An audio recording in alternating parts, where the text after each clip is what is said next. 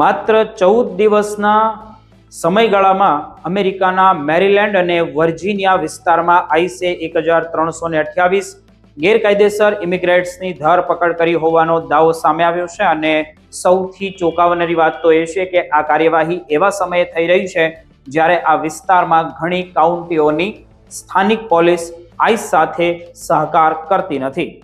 એટલે હવે સવાલ એ છે કે આખરે આઈસ આટલી મોટી સંખ્યામાં લોકોને કેવી રીતે પકડી રહ્યું છે અને શું તેની અસર અમેરિકામાં રહેતા ભારતીય અને ગુજરાતી પરિવારો ઉપર પણ પડી રહી છે કે પછી પડી શકે છે. મળતી માહિતી પ્રમાણે આપણે જોઈએ તો 1 ઓગસ્ટથી 14 ઓગસ્ટ દરમિયાન operation safe county Washington DC હેઠળ મેરીલેન્ડ અને વર્જિનિયામાં મોટી કાર્યવાહી હાથ ધરવામાં આવી હતી.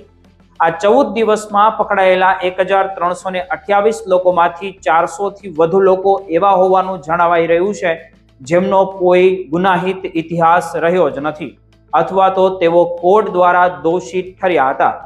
આ કેસમાં kidnapping, hit and run, identity theft અને હત્યા જેવા ગંભીર ગુનાઓનો પણ સમાવેશ આમાં થઈ રહ્યો છે. પરંતુ અહીં સૌથી મહત્વની વાત તો એ છે કે માત્ર ગુનાહિત રેકોર્ડ ધરાવતા લોકો જ નહીં, પરંતુ અમેરિકામાં કાયદાકીય સ્થિતિ સ્પષ્ટ ન હોય તેવા અન્ય લોકોમાં પણ આ કાર્યવાહીથી ચિંતા વધી રહી છે. ખાસ કરીને મેરીલેન્ડ અને વર્જિનિયાની કેટલીક કાઉન્ટીમાં સેન્ચ્યુઅરી પોલિસી હોવાના કારણે સ્થાનિક પોલીસ સામાન્ય રીતે આઈસને ઇમિગ્રેશન એન્ફોર્સમેન્ટમાં સંપૂર્ણ સહકાર આપતી પણ નથી. તેમ છતાં ફેડરલ એજન્ટ દ્વારા સીધી કાર્યવાહી કરવામાં આવી રહી છે. અને હવે અહીં અમેરિકામાં રહેતા ગુજરાતી અને ભારતીય પરિવારો માટે એક વાત સમજવી ખૂબ જરૂરી છે. માત્ર એટલા માટે જ કોઈ વ્યક્તિનો ક્રિમિનલ રેકોર્ડ નથી કે તેનો અર્થ એ નથી કે તેની ઇમિગ્રેશન સ્થિતિ આપમેળે જ સુરક્ષિત થઈ જાય છે.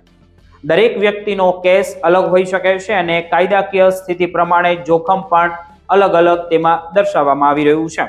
વધુ એક ચર્ચાનો વિષય ટ્રાફિક સ્ટોપ અને અન્ય ફેડરલ એન્ફોર્સમેન્ટ કાર્યવાહી છે. બીજી તરફ ઇમિગ્રેશન એક્ટિવિસ્ટનો આરોપ એવો છે કે કેટલાક એવા લોકો પણ ડિટેન્શનમાં જઈ રહ્યા છે જેમના અસાઇલમ કેસ હજુ પેન્ડિંગ છે. જોકે આઈસ તરફથી કાર્યવાહી કાયદા મુજબ અને ગુનાહિત તથા ઇમિગ્રેશન ઉલ્લંઘન કરનારા લોકો સામે હોવાનું કહેવામાં આવે છે. હવે આપણે વાત કરીએ શિકાગો નજીકના ઓક ફોરેસ્ટની, જ્યાં ઉપરા છાપરી 2 ગુજરાતીઓની ધરપકડ થયાના માહિતી સામે આવી છે, અહેવાલો સામે આવ્યા છે. દાવો એવો છે કે તેમની સામે કોઈ એરેસ્ટ વોરંટ ન હોવા છતાં આઈસે તેમને પકડી લીધા અને તેઓ ડિટેન્શનમાં છે. ને આ કેસ જોઈએ તો અમેરિકામાં રહેતા ગુજરાતી સમુદાયમાં સ્વાભાવિક રીતે ચિંતા વધારી દે તેવો છે. એટલું જ નહીં પણ ટ્રમ્પ એડમિનિસ્ટ્રેશન દ્વારા આઈસને દરરોજ 2000 થી વધારે અનડોક્યુમેન્ટેડ ઇમિગ્રેન્ટ્સની ધરપકડ કરવાનો ટાર્ગેટ આપવામાં આવ્યો હોવાના પણ અહેવાલો વચ્ચે છેલ્લા 2 મહિનાથી રોજ સરેરાશ 1400 થી 1500 લોકોની ધરપકડ થતી હોવાનું પણ જણાવાઈ રહ્યું છે.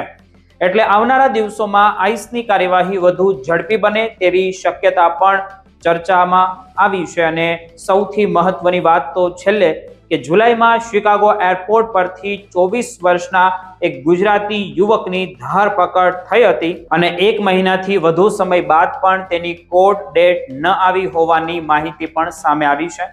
તેથી અમેરિકામાં રહેતા ભારતીયો અને ગુજરાતીઓએ પોતાની ઇમિગ્રેશન સ્થિતિ, કોર્ટના દસ્તાવેજો અને જરૂરી કાનૂની કાગળિયાઓ હોય તે અંગે સાવચેત રહેવું ખૂબ અત્યારે જરૂરી બની ગયું છે અમેરિકાની અંદર. આ સમાચારનો હેતુ ડર ફેલાવવાનો તદ્દન નથી, પરંતુ બદલાતા ઇમિગ્રેશન એન્ફોર્સમેન્ટના વાતાવરણમાં તમને સચેત કરવાનો પણ રહી શકે છે.